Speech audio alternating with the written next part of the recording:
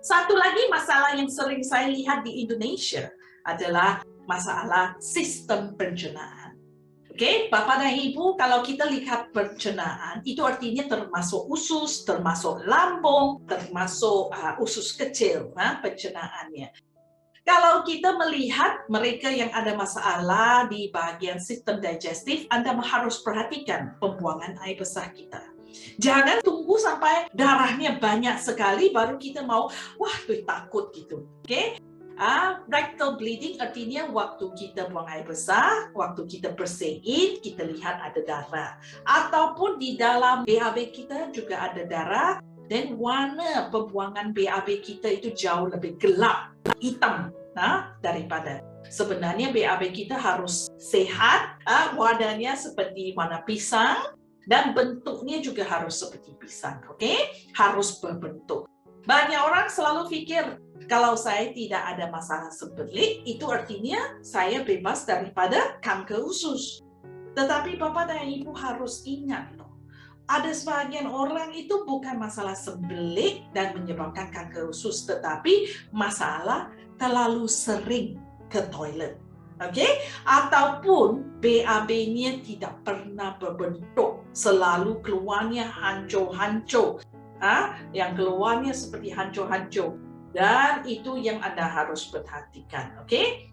Dan lepas itu, kalau kita mempunyai heartburn, asam lambung yang tinggi, dan acid reflux. Kalau acid reflux itu artinya asam lambung itu sempat keluar melalui tenggorokan kita. Dan juga ada yang mempunyai kalau dia itu muntah darah. So itu sebenarnya kalau kita muntah darah segar itu masih oke. Artinya kita harus perhatikan. Mungkin ada luka di dalamnya. Tapi kalau perdarahan yang keluar itu, darah yang keluar adalah darah gumpal. Artinya Bapak dan Ibu saya akan sarankan untuk melakukan endoskopi ataupun kolonoskopi dengan secepat yang mungkin. Itu mungkin sudah di tahap lewat, artinya later stage kondisi masalah itu.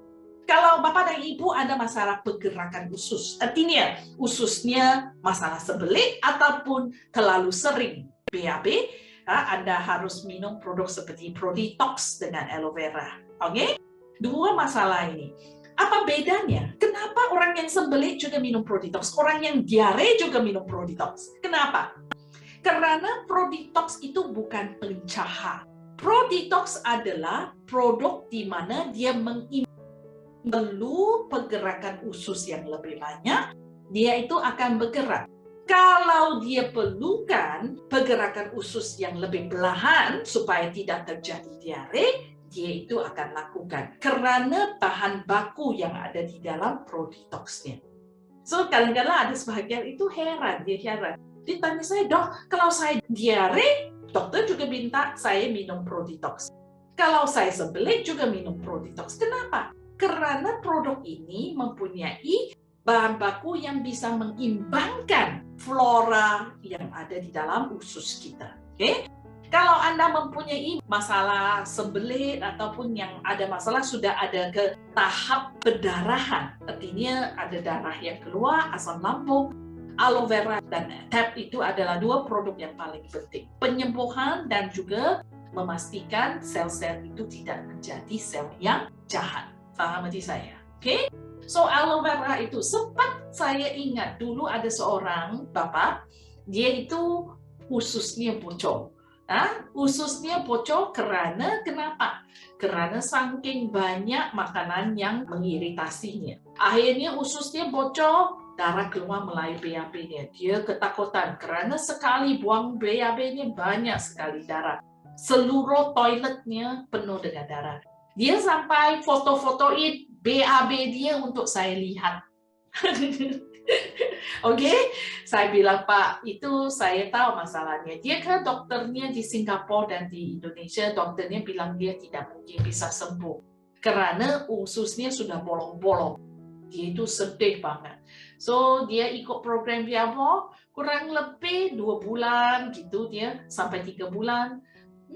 Dia tidak BAB darah lagi. Dan masalah karena saya lihat dia kadang-kadang sudah balik kepada pantangan makanannya. Itu yang membuat saya marah. Oke?